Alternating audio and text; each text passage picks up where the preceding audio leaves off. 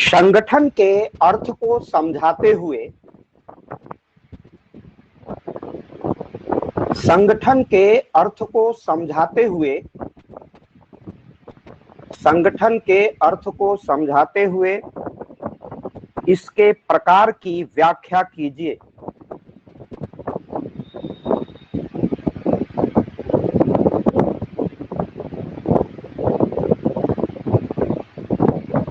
Explain the meaning of organisation.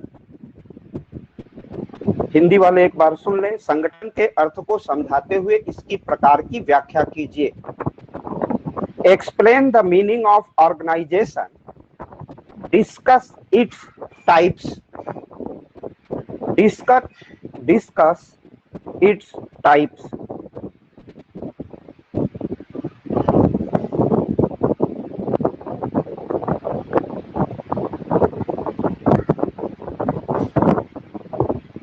समान उद्देश्य के लिए समान उद्देश्य के लिए समान उद्देश्य के लिए लोगों का समूह जब प्रयास करता है तो समान उद्देश्य के लिए लोगों का समूह जब प्रयास करता है तो इस समूह को संगठन कहते हैं। तब इस समूह को संगठन कहते हैं। तब इस समूह को संगठन कहते हैं।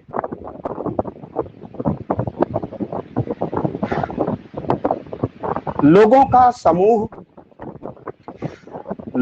समूह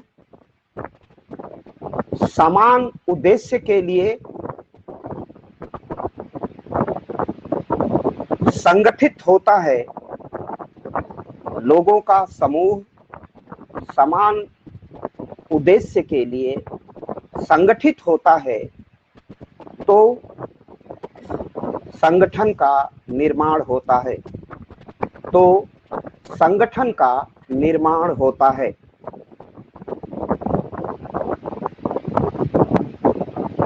इस प्रकार संगठन और प्रशासन का संबंध इस प्रकार संगठन और प्रशासन का संबंध इस प्रकार संगठन और प्रशासन का संबंध इस प्रकार संगठन और प्रशासन का संबंध इस प्रकार संगठन और प्रशासन का संबंध अन्योनाश्रित होता है। अन्योनाश्रित होता है। अन्योनाश्रित होता है। अन्योनाश्रित माने एक दूसरे पर आश्रित।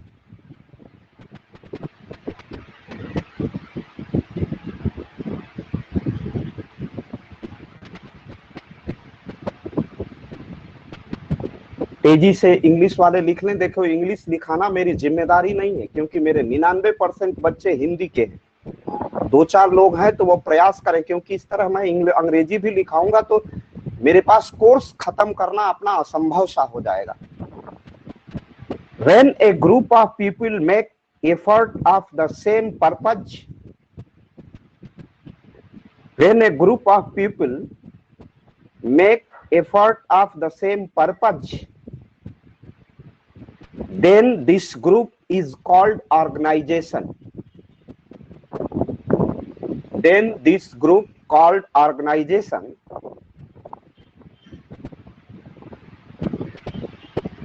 organization is formed when a group of people is organized for a common purpose.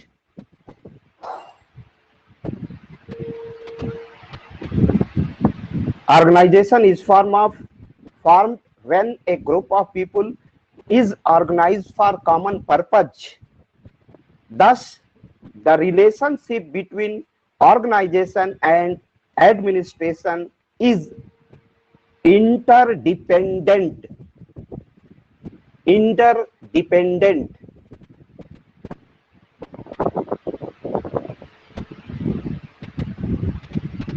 दूसरे शब्दों में यह कहना असंगत न होगा कि, दूसरे शब्दों में यह कहना असंगत न होगा कि प्रशासन का अनिवार्य तत्व संगठन होता है। दूसरे शब्दों में यह कहना असंगत न होगा कि प्रशासन का अनिवार्य तत्व संगठन होता है। दूसरे शब्दों में यह कहना असंगत न होगा कि प्रशासन का अनिवार्य तत्व संगठन होता है। In other words, it would not be inconsistent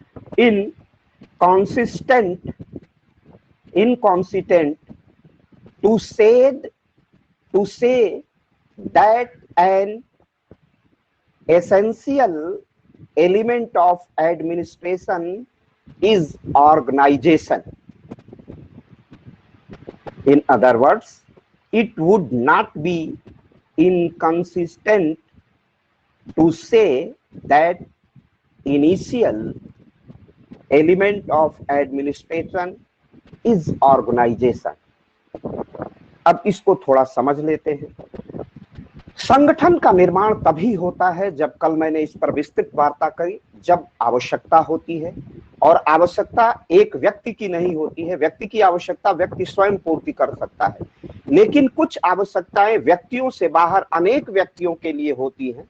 जैसे मैंने कल परिचर्चा की, आपसे संवाद किया तो बताया कि बहुत से लोगों के जाने के लिए पुल निर्माण की समस्या हो, सड़क निर्माण की समस्या हो, तो ये व्यक्ति नहीं कर सकता है, ये व्यक्ति को समूह करेगा। यह समूह इसलिए करेगा कि यह कार्य एक व्यक्ति का नहीं है, अनेक व्यक्ति का है।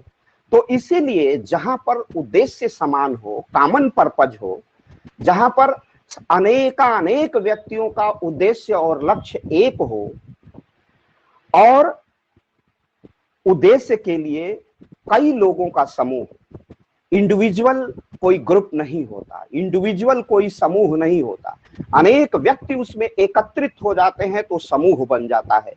तो जब उद्देश्य समान हो और कई लोग उस कार्य को करने के लिए,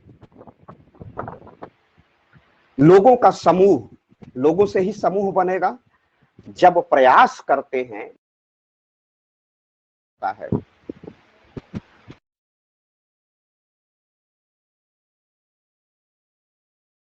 नहीं आ रही है, आवाज नहीं आ रही सर, लोगों का नहीं आ रही सर, इसके लिए प्रयास करता है, तो इस समूह को ही संगठन कहते हैं। एक व्यक्ति ना प्रयास करे, क्योंकि उद्देश्य अनेक व्यक्तियों का समान उद्देश्य है। समान उद्देश्य के लिए अनेक व्यक्ति मिलकर के, लोग मिलकर के जब सामूहिक प्रयास करते हैं, तो इस सामूहिक प्रयास की प्रक्रिया को हम संगठन कहते हैं। और इसी को कहें कि लोगों का समूह जब समान उद्देश्य के लिए कोई कार्य करता है तो संगठन का निर्माण होता है। इस प्रकार संगठन और प्रशासन, क्योंकि प्रशासन का ही काम है सामान्य उद्देश्यों की पूर्ति के लिए, प्रशासन ही सामान्य उद्देश्यों की पूर्ति का काम करेगा, व्यक्ति नहीं करेगा। क्यों नहीं करेगा? क्योंकि व्यक्ति इंडिविजुअलिस्टिक है, इंडिविजुअल है, और सबके लिए कलेक्टिव, समष्टि, मैक्रो के लिए प्रयास करना है, समष्टि के लिए प्रयास करना है, अनेक व्यक्तियों के लिए कलेक्टिव हमें प्रयत्न करना है। तो उसके लिए क्या होगा? उसके लिए ये होगा कि वो काम प्रशासन करता है। इसलिए संगठन और प्रशासन का जो अंतर संबंध है, एक दूसरे पर अन्योनाश्रित है, एक दूसरे पर आश्रित है, इसका हम रिलेशनशिप कहेंगे कि ये रिलेशनशिप ओवरलैपिंग का रिलेशनशिप है। एक दूसरे पर परस्पर व्यापी हैं, एक दूसरे पर चढ़े हुए हैं। अगर संगठन है तो संगठन का अर्थ ही है कि वो सामूहिक प्रयास है, समान उद्देश्य के लिए और कल्याण के लिए है। और जब संगठन है, समान उद्देश्य के लिए, कल्याण के लिए प्रयास है, तो इसे ही प्रशासन कहते हैं। क्योंकि प्रशासन किसी व्यक्ति का उत्थान नहीं करता, बल्कि राज्य का उत्थान करता है, राज्य के नागरिकों का उत्थान करता है, कल्याण करता है। इसलिए प्रशासन और संगठन परस्पर व्यापी हैं। प्रशासन के बिना संगठन की परिकल्पना नहीं होगी और संगठन के बिना प्रशासन की परिकल्पना नहीं होगी। ये दूसरे एक दूसरे पर आश्रित है। जब भी प्रशासन को चलाना होगा तो उसके लिए संगठन की आवश्यकता होगी, और जब संगठन है तो उसका निश्चित उद्देश्य अगर लोक कल्याणकारी है तो वो प्रशासन है। तो ये बात आप समझ गए आप। और इसी को मैंने दूसरे तरफ से लिखाया है कि दूसरे शब्दों में यह कहना असंगत न होगा, या आपने नोट भी कर दिया होगा हिंदी में, कि प्रशासन का अनिवार्य तत्व, अगर प्रशासन है कहीं भी तो बिना संगठन के उस प्रशासन का संचालन नहीं हो सकता। उसका अनिवार्य एलिमेंट है, उसका नेसेसरी एलिमेंट है। तो आपने इसको भी लिख लिया। अब लिखिए आगे। निर्धारित उद्देश्य की प्राप्ति के लिए, निर्धारित उद्देश्य की प्राप्ति के लिए, निर्धारित उद्देश्य की प्राप्ति के लिए मनुष्य, निर्धारित उद्देश्य की प्राप्ति के लिए मनुष्य, सामग्री, निर्धारित उद्देश्य की प्राप्ति के लिए मनुष्य, सामग्री, कामा,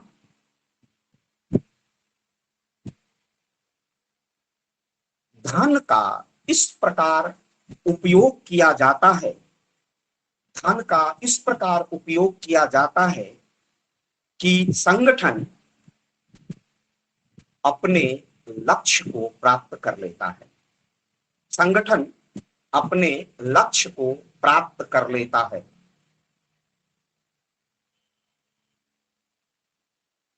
इसलिए इस प्रकार संगठन के अभाव में, इस प्रकार संगठन के अभाव में कोई प्रशासन नहीं हो सकता है।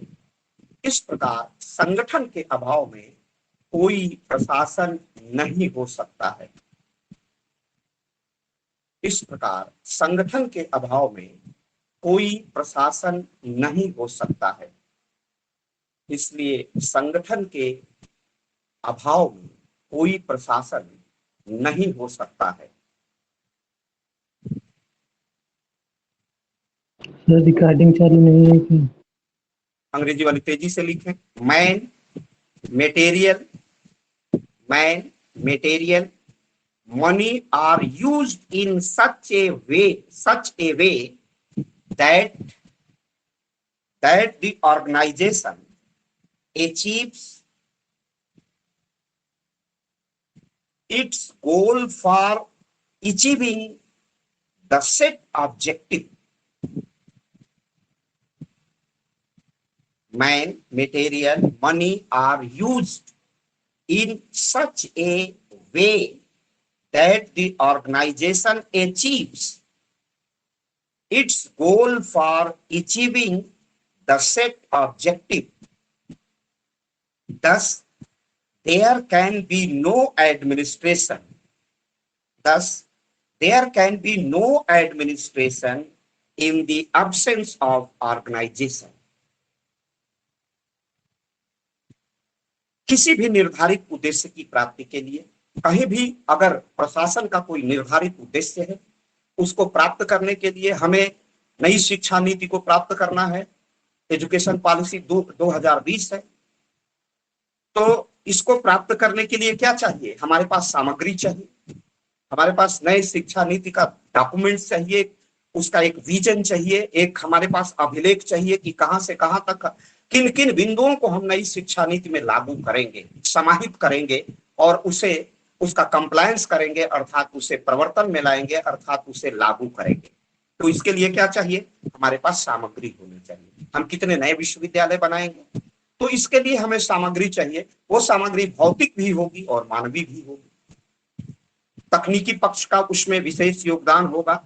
तो मनुष्य सामग्री, और सामग्री के पास, उसके पास वित्त का होना, धन का होना, फिनांस का होना नितांत आवश्यक है। हमें सड़क निर्माण करना है तो हमें क्या चाहिए? हमें धन चाहिए, हमें सामग्री चाहिए, बिना इसके सड़क का निर्माण नहीं होगा। तो इस प्रकार धन का इस प्रकार, वित्त का इस प्रकार उपयोग किया जाता है जिसके माध्यम से संगठन अपने लक्ष्य को प्राप्त कर लेता है। किसी भी क्षेत्र में उसे पेयजल की समस्या समाप्त करनी है, सड़कों का निर्माण करना है, चिकित्सालयों का निर्माण करना है, उसे नए एम्स बनाने हैं, उसे नए पुल बनाने हैं, उसे नए इंजीनियरिंग के संस्थान खोलने हैं, नए विश्वविद्यालय खोलने हैं, नई रेल लाइन बिछानी है। सबके लिए मनुष्य चाहिए, सामग्री चाहिए, वित्त चाहिए।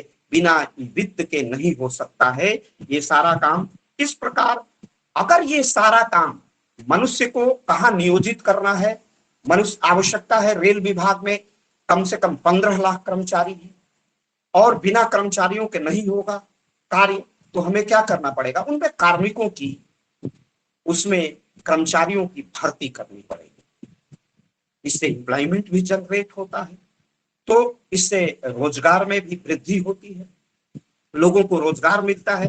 तो मनुष्य है, उसमें रॉ मटेरियल लोहा लगेगा, अगर रेल नई लाइन बिछानी है तो नए रेल पुलों का निर्माण करना होगा। तो ये सब धन है, मनुष्य है, मनुष्य ही संगठन के रूप में उसमें काम करेंगे, रेल मंत्रालय में, रेलवे बोर्ड में।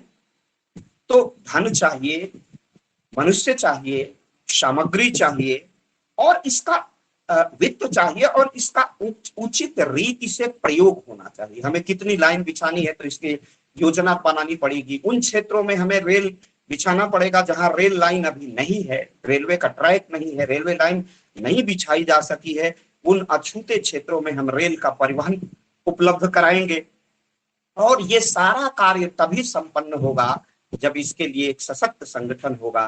तो संगठन के अभाव में कोई प्रशासन हो ही नहीं सकता। तो ये आप समझ गए हैं, यही मैंने लिखवाया है हिंदी अंग्रेजी में। आगे लिखिए, दिमाग और दिमाग, एक विद्वान हुआ है दिमाग और दिमाग। दिमाग और दिमाग ने इसी तथ्य को ध्यान में रखते हुए, दिमाग और दिमाग ने इसी तथ्य को ध्यान में रखते हुए, दिमाग और दिमाग ने इसी तथ्य को ध्यान में रखते हुए कहा है कि संगठन वह आधार है, कहा है कि संगठन वह आधार है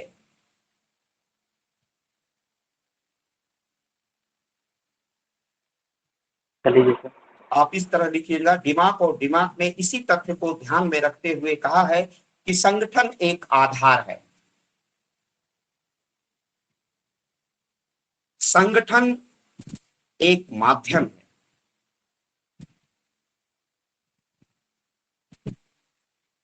संगठन एक माध्यम है जिसके आधार पर प्रशासनिक प्रक्रिया को गति प्रदान की जाती है, जिसके आधार पर प्रशासनिक प्रक्रिया को गति प्रदान की जाती है,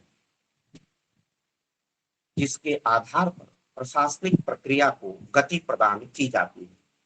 अब इसे सुन लीजिए, तब अंग्रेजी में लिखाते हैं। दिमाग और दिमाग नामक संगठन के विषय में अपना विचार व्यक्त करते हुए एक यशस्वी विद्वान हुआ है। उसने कहा है कि संगठन एक आधार है, एक बेस है, एक बेस है। अगर बेस नहीं होगा तो जैसे धरती एक बेस है जिस पर आप भवन का निर्माण करते हैं, तो उसका अगर धरती नहीं होगी तो आप हवा में भवन का निर्माण नहीं कर सकते। तो दिमाग और दिमाग इसी ओर संकेत करते हुए कह रहे हैं कि संगठन एक आधार है, संगठन के आधार पर ही प्रशासन का भवन खड़ा होता है, लोक कल्याण सुनिश्चित होता है। तो बड़ी महत्वपूर्ण बात दिमाग और दिमाग ने कही है कि संगठन एक आधार है और संगठन एक माध्यम भी है। दूसरा कहते हैं कि एक मीडियम है। अगर आपके पास रेल मंत्रालय और रेलवे का बड़ा विभाग नहीं होगा तो आप प्रयागराज से वाराणसी तक सस्ती यात्रा पैसेंजर से नहीं कर सकते हैं। देश के गरीब आदमी साधारण पैसेंजर ट्रेन से अपनी यात्रा नहीं कर सकता है। तो इसके लिए क्या है, उस सेवा को प्रदान करने के लिए एक मंत्रालय है, एक संगठन है जिसका नाम है रेल मंत्रालय। तो ये मीडियम है, कैसा मीडियम है? रेल का मीडियम है। रेल के माध्यम से, रेल के बोगियों में जिसे इंजन खींचता है, प्रयागराज से वाराणसी तक की यात्रा सरल, सुगम बना देता है और सस्ते में, सस्ता, टिकाऊ और मजबूत यात्रा हो जाती है आपकी वाराणसी तक। तो ये सुगम होता है एक माध्यम से, उस माध्यम का नाम है रेल। और तो इस प्रकार दिमाग और दिमाग ने कहा कि एक आधार भी है, बेस भी है और दूसरा माध्यम भी है, जिसके आधार पर प्रशासनिक प्रक्रिया को, प्रशासन की प्रक्रिया क्या है, प्रशासन का उद्देश्य क्या है? लोक कल्याण को सुनिश्चित करना। और लोक कल्याण में है कि सस्ते रेट पर देश का गरीब आदमी प्रयागराज से वाराणसी की यात्रा पहले 30 रुपया में करता था, पेंडेमिक के पहले 30 रुपए में यहां से वाराणसी तक की यात्रा सहजता से 3-4 घंटे में हो जाती थी, आराम भी होता था। तो ये क्या है? ये प्रशासन का की प्रक्रिया है। इसी के माध्यम से प्रशासन गतिशील होता है, इस आधार के माध्यम से, इस मीडियम के माध्यम, आधार से। और एक माध्यम भी है प्रशासन, वो संगठन माध्यम का काम करता है। रेल उसका संगठन है और उसके माध्यम से वो सस्ती यात्रा देश के गरीबी रेखा से नीचे जीवन यापन करने वाले अपने नागरिकों को सहज ही उपलब्ध कराता है। इस उपलब्धता के से प्रशासन में गतिशीलता आती है। प्रशासन निष्क्रिय नहीं रहता है, डायनेमिक उसका कैरेक्टर होता है, वह लगातार गति करता रहता है, अर्थात लोगों को अपने गंतव्य तक पहुंचाता है और प्रयागराज से वाराणसी के मध्य की यात्रा संपन्न कराता है। मैंने उदाहरण दिया है केवल। तो इस प्रकार यह दिमाग और दिमाग महोदय की एक बहुत ही महत्वपूर्ण परिभाषा है संगठन के विषय में। अंग्रेजी में जल्दी से लिखें इसे। दिमाग एंड दिमाग have said this keeping in mind the fact that is the organization is the foundation.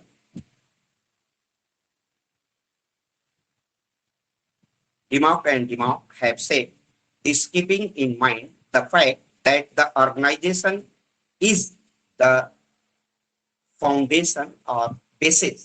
कुछ भी आप लिख सकते हैं, foundation or basis. Organization is the medium. Organization is the medium on which the administrative process is set in the motion. Set in the motion.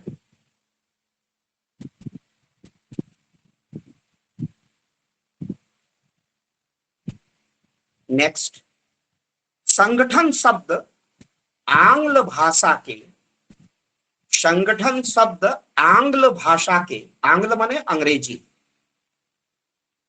संगठन शब्द आंग्ल भाषा के, अंग्रेजी में लिख लीजिए ORGA, ORGA, Arge, NICISM,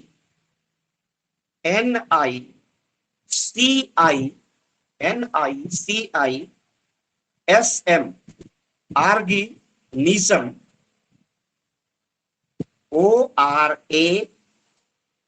ORANICISM, organism, organism से निकला है, जिसका अर्थ है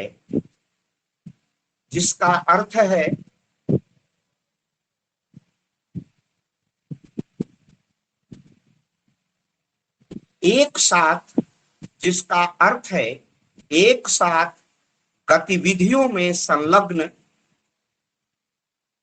एक साथ गतिविधियों में संलग्न, संलग्न माने लगे हुए, एक साथ गतिविधियों में संलग्न, परस्पर निर्भर, एक दूसरे पर निर्भर करते हैं, परस्पर निर्भर अंगों का संगठित निकाय, परस्पर निर्भर अंगों का, परस्पर निर्भर अंगों का संगठित निकाय, परस्पर निर्भर अंगों का संगठित निकाय, परस्पर निर्भर अंगों का संगठित निकाय। ये कहते हैं कि संगठन शब्द अंग्रेजी के ऑर्गेनिकिज्म, ऑर्गेनिकिज्म, ऑर्गेनिक कहते हैं अंगों के सिद्धांत से, तो ऑर्गेनिकिज्म से निकला है, जिसका अर्थ है एक साथ गतिविधियों में संलग्न परस्पर निर्भर अंगों का एक संगठित निकाय। ये पूरा शरीर की संरचना है, कहीं पर आंख है, बाल है, दो नाक है, मुंह है, हाथ है, उसकी अंगुलियां हैं। ये अंगुलियों का काम अलग है, अंगुलियों से मैं इशारा कर रहा हूं, मुंह से बोल करके शब्दों का उच्चारण कर रहा हूं, जो उच्चारण आप तक पहुंच रहा है। हम एक दूसरे से संवाद कर रहे हैं, मेरी पूरी क्लास एक संवाद कर रही है। तो ये जो अंगों का सिद्धांत, जो अंगों की संरचना है, एक दूसरे पर, हाथ का काम, दाहिने हाथ का काम लिखने का है तो वो लिखता रहेगा, अपने आप में निर्भर इकाई है। तो इसी तरह संगठन में जैसे शरीर के विभिन्न अंग है ना, तो ये ऑर्गेनिक थ्योरी है, ऑर्गेनिक से ही ऑर्गेनिकनिज्म बना हुआ है। तो ये अंगों का सिद्धांत है, संगठन अंगों का सिद्धांत है। कोई ऊपर मुख्यमंत्री है, फिर मंत्री, उप मुख्यमंत्री, फिर कैबिनेट स्तर के मंत्री, फिर राज्य स्तर के स्वतंत्र प्रभार के मंत्री, उसके नीचे फिर राज्य मंत्री, फिर उप मंत्री, संसदीय सचिव। ये परंपरा है, इसके विषय में हमें पढ़ाना है, इसके विषय में बाद में हम चर्चा करेंगे। तो ये एक हायरार्की है, जिला अधिकारी, चीफ रेवेन्यू अफसर, अपर जिला अधिकारी, अतिरिक्त जिला अधिकारी, इस तरह उप जिला अधिकारी, तहसीलदार, नायब तहसीलदार, राजस्व निरीक्षक और नीचे लेखपाल तक, ये श्रृंखला है। तो ये अंगों का सिद्धांत है, रेवेन्यू के प्रशासन के, राजस्व के प्रशासन के ये विभिन्न अंग हैं। तो इसीलिए उसका अंग्रेजी जो ऑर्गेनाइजेशन है वो ऑर्गेनिक से आया है, और ऑर्गेनिकलिज्म से यह शब्द निकला है, जिसका शाब्दिक अर्थ है परस्पर संलग्न गतिविधियां, और उसमें निर्भर अंगों का, एक दूसरे पर निर्भर अंगों का संगठन, संगठित निकाय, इंस्टीट्यूशन। इसको अब आप समझ गए हैं। The word of organisation is derived from the Anglo language organicism, which also means an organized body of interdependent organs engaged in activity. The word organization is derived from the Anglo language organicism, which also means an organized body of interdependent organs engaged in activity.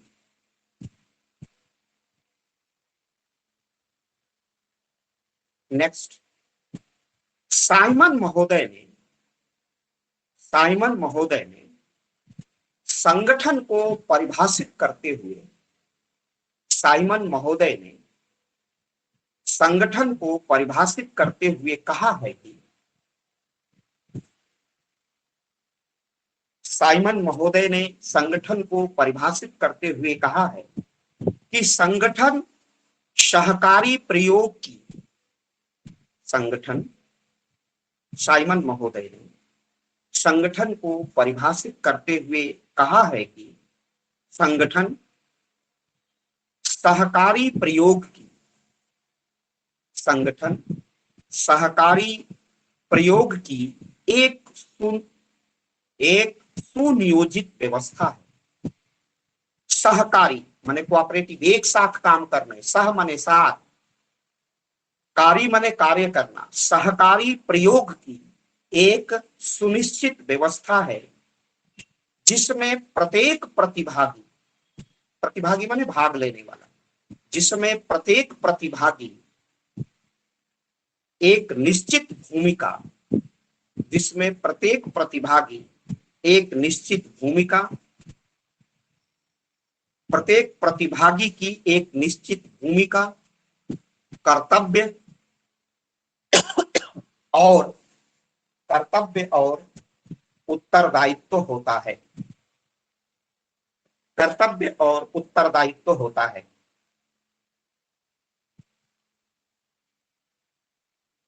Simon has defined, Hindi वालों का हो गया है ना? जी sir. Yes sir. Hindi वालों का हो गया है? यस सर, हो गया। जी sir. Yes sir. Okay okay okay. Yes sir. आवाज तो प्रॉपर पहुंच रही है ना? यस सर, आ रही है आवाज। हाँ सर, आवाज आ रही है। सर। Yes sir.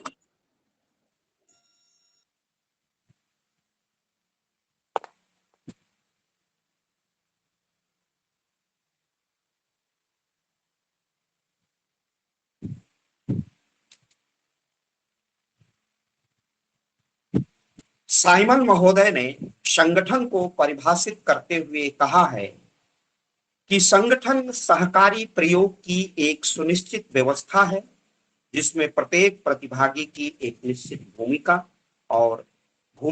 कर्तव्य और उत्तरदायित्व। तो अब देखिए साइमन महोदय संगठन को किस तरह व्याख्यायित करते हैं। संगठन को क्या कहते हैं कि एक साथ काम करने वाले। संगठन क्या है? संगठन सहकारी प्रयोग, एक साथ काम करने वाले लोगों का प्रयोग है। और उस प्रयोग के एक साथ, जैसे कॉलेज का उदाहरण लीजिए तो कॉलेज में प्रोफेसर है, कॉलेज में प्रिंसिपल है, कॉलेज में क्लर्क हैं, और कॉलेज में चपरासी हैं, और कॉलेज में बच्चे हैं। और इस तरह यह पीजी कॉलेज का, ईश्वर सरल पीजी कॉलेज का एक संगठन है। तो इस संगठन में एक साथ सभी काम करते हैं। कहीं इंग्लिश की क्लास चल रही है तो कहीं पॉलिटिकल साइंस की क्लास चल रही है, तो सारा कार्य एक साथ संपादित होता है अलग अलग समयों पर। तो यह एक सहकारी, एक साथ मिलकर के प्रयत्न है। ये विद्यार्थी इतनी संख्या में मेरे स्टूडेंट इस वर्चुअल क्लासेस में जुड़े हुए हैं, ये क्या है? एक साथ सभी पढ़ रहे हैं, तो यह सहकारी प्रयोग है। और एक उसकी सुनिश्चित व्यवस्था है कि हम लोगों ने निर्धारित की है कि 6 बज के, जैसे डॉक्टर विवेक राय जी ने 5 से 6 बजे की क्लास चलाई, तो हमने कहा कि 15 मिनट अपने बच्चों को थोड़ा सा और विश्राम विस्थापन दे दें ताकि वो आराम से थोड़ा सा चाय पानी करके जुड़ जाएंगे। तो ये एक सामूहिक प्रयास है, एक साथ मिलके प्रयास है। अभी आपकी एक प्रश्न पत्र चला, फिर ये दूसरे प्रश्न पत्र की पर वार्ता प्रारंभ हो गई, उस पर हम लोग उसको पढ़ रहे हैं, मैं आप तक कम्युनिकेट कर रहा हूँ, सारी बातें आप तक संप्रेषित कर रहा हूँ। तो संगठन को एक ऐसा सहकारी प्रयास, एक साथ मिलकर के प्रयास, जो एक सुनिश्चित व्यवस्था है।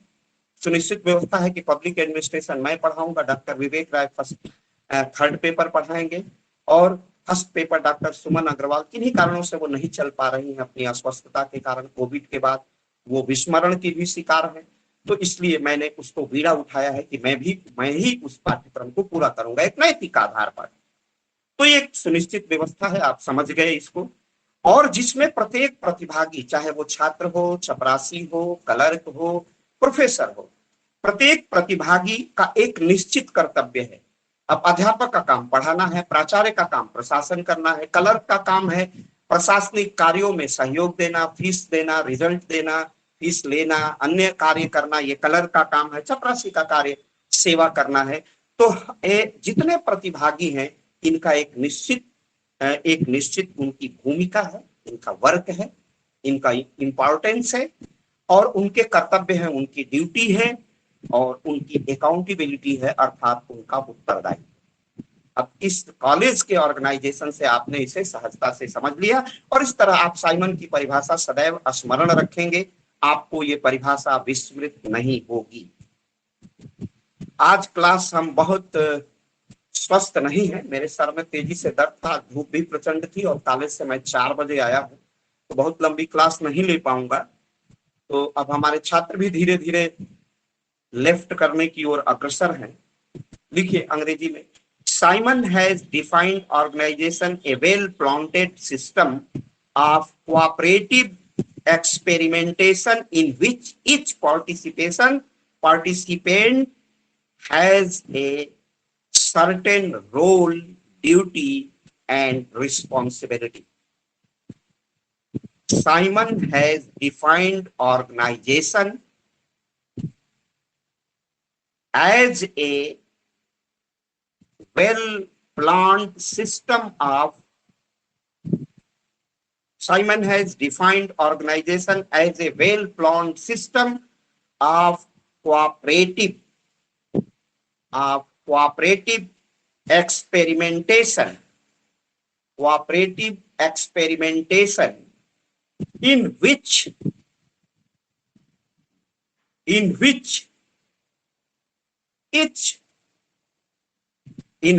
each participant has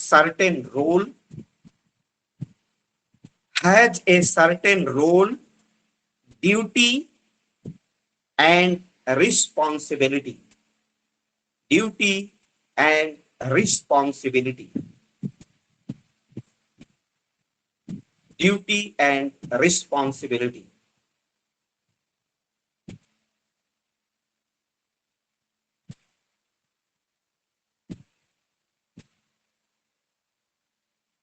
आगे पढ़ाऊं कि रोक दूं? पढ़ाइए सर। आइए सर। As your wish. स्वास्थ्य ठीक हो। फरेस्ट कर लीजिए। जैसी आपकी इच्छा हो सर। बोलिए आप लोग। सर आपकी इच्छा फरेस्ट कर लीजिए, अगले दिन पढ़ा दीजिएगा। रहने दीजिए सर। पढ़ाने में सबकी आवाज नहीं आ रही।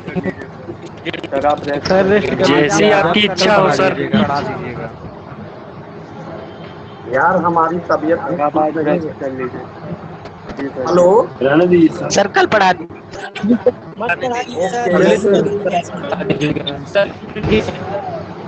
अब 2 घंटे कल पढ़ाइए सर। हमारी स्थिति नहीं है, आपके आदेश से मैं नहीं पढ़ा सकता। ठीक है सर, रहने दीजिए। संख्या लगातार जी सर। मैं कल पढ़ाता हूँ, संख्या लगातार गिरती जा रही है, उसको मुझे विशेष ध्यान देना होगा। Okay sir, okay sir.